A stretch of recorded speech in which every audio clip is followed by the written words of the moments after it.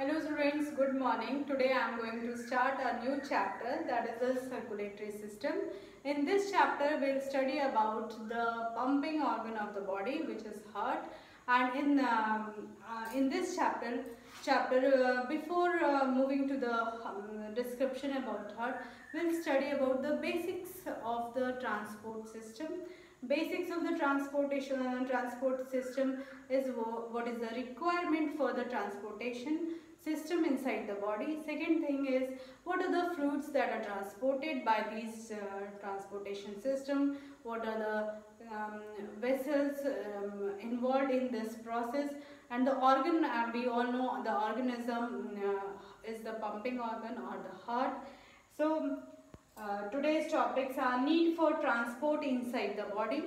Second is fluids in our body. Third is properties of blood, function of blood, and the protection by blood.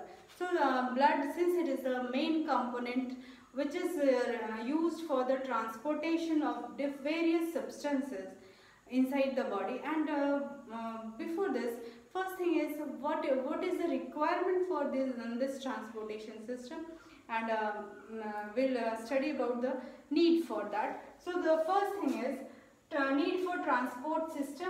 First is the transportation of digested food. Food, as we know that the chewed food or the chewed and masticated food is sent to the stomach and intestine for the digestion process.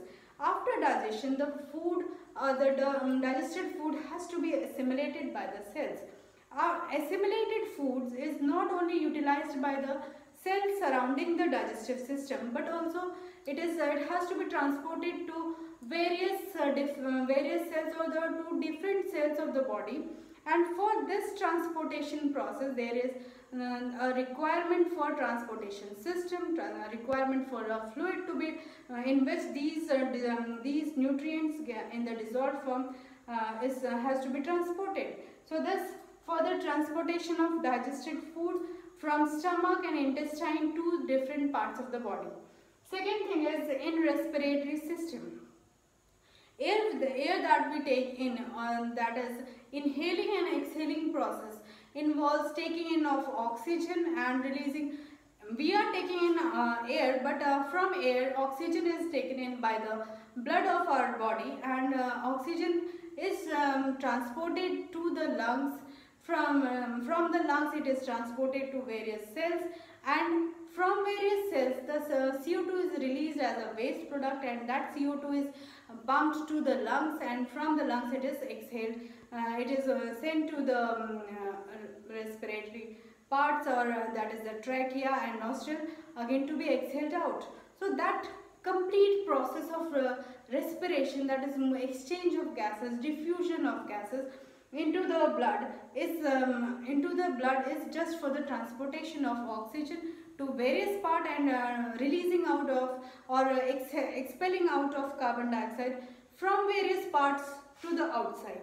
So this also in respiration process transportation system is required. Next is transportation of hormones. Hormones are released by the endocrine glands. Endocrine glands are ductless glands, and through these glands just pour their secretion into the bloodstream.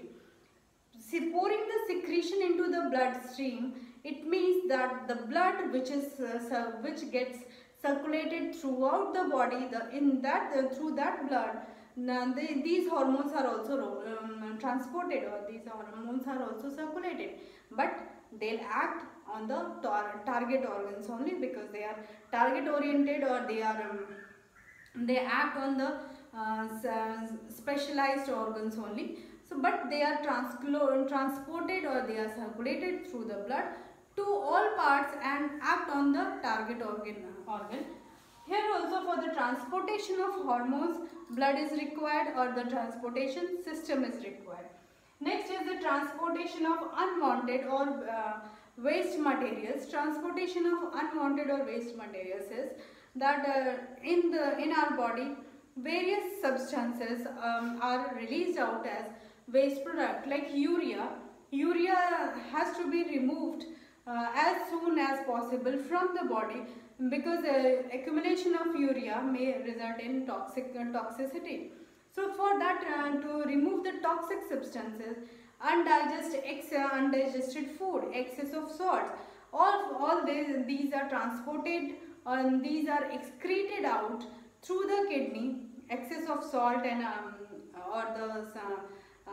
excess of salt and urea as a byproduct of the digestion process. So this release this expelling out of unwanted material from the body takes place through kidney, but the main role is of blood. Blood helps in transportation of these substances to the kidney. In the nephrons, there is a filtration process in the nephron. There is a process, ultrafiltration, through which these substances are released out of the body and then expelled out through the urinary tract. So this complete process again involves circulatory system, or again involves the transportation of substances through blood. So these are the role, or these are the requirement for the transport system. Next topic is fluids in our body. Fluids in our body, there are two fluids which is basically responsible for the transportation. So those fluids in our body, one is blood and second one is lymph. One more is interstitial fluid. Interstitial fluid or tissue fluid. Tissue fluid. Blood, you all know that blood is a red colored fluid which is circulated from heart to various organs. Arteries, veins and capillaries are involved in this process. Then lymph is transported through the lymphatic system. Lymphatic organs like spleen and tonsils are present. In these, they are contained in the lymphatic organs, so like spleen and tonsils. They are transported through the lymphatic vessels. So this blood, and lymph, and after that there is a tissue fluid. Between the cells a fluid is present, and this fluid, which fills the space between the cells or the tissues, is known as the tissue fluid. It gives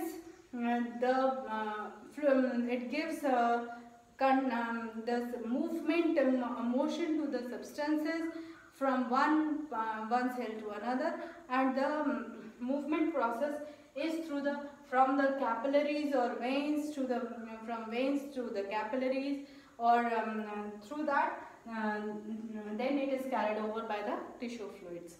So these are the fluids present. Then is the properties of blood.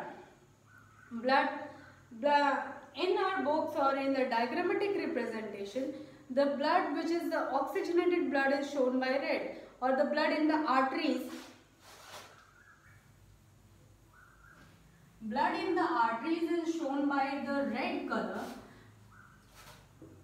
Arteries by red color, while blood in the veins is shown by blue color. But in actual practice, it is not of blue color.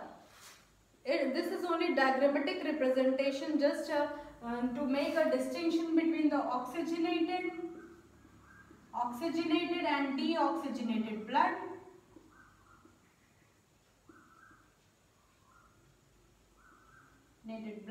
So to make a discrimination between oxygenated and deoxygenated, we are using red and blue color. Or in our body, or in elderly people, you can see that veins, they appear bluish in color.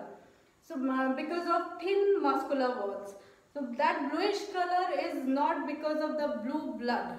It is just of the thin muscular wall, and the blood is of Here in the oxygenated, the blood is bright red in color, while in deoxygenated it is dark red. So dark red color with the thin wall of the vein gives it a bluish appearance, but blood is never blue in color. So this just in diagrammatic representation the blue colors are used. Next is about the color. Oxygenated blood bright color, deoxygenated blood dark color. Then taste.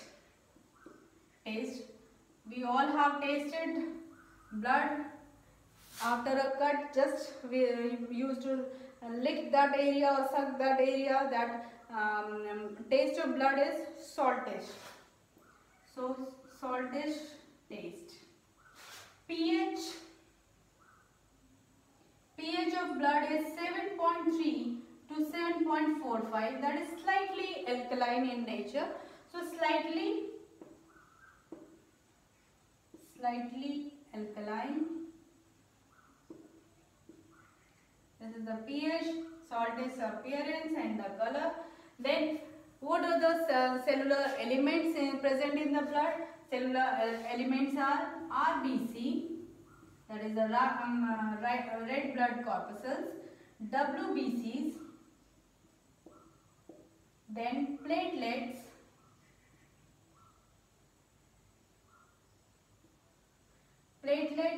then neutrophil, eosinophil, various components are present in cellular elements. So these three are the basic elements which are present or which contains the the component of blood. Then function of these are the properties: color of the blood, taste of the blood, pH range, and one more thing is the volume. Volume is 4 to 5 liters. 4 to 5 liters in an adult. Volume is 4 to 5 liters in an adult human being. So this is about the properties of blood. Then the function of blood. The functions that we have studied in the topic, that need for transport system. The functions are same. The transportation of digested food, digested substances, or the some nutrients to be assimilated are transported by this process. Then respiratory gases like oxygen and carbon dioxide are transported with the help of blood. So the function of blood is the same which we have studied under the heading need for transport system. Next is the protection by blood. Protection by blood. Blood contains substances which forms clot. Near the whenever there is a cut, clot is after some time a clot is formed, and this clot formation prevents further loss of blood. Further loss of blood is prevented, and secondly, in this it also prevents the entry of foreign substances into that cut or wound. So then blood contains RBCs. RBCs are the carrier of oxygen. Blood contains WBC. WBC fights against the bacteria, or it engulfs the bacteria entering into the human body. And then the blood produces antibodies which act as antibodies and antitoxin to fight against the foreign agents entering into the body. So this is all about the basics about the chapter. In the next term, we'll study about the detail of the blood, its components, the cellular element, and after that the organ responsible for the circulatory system. Thank you for today's class.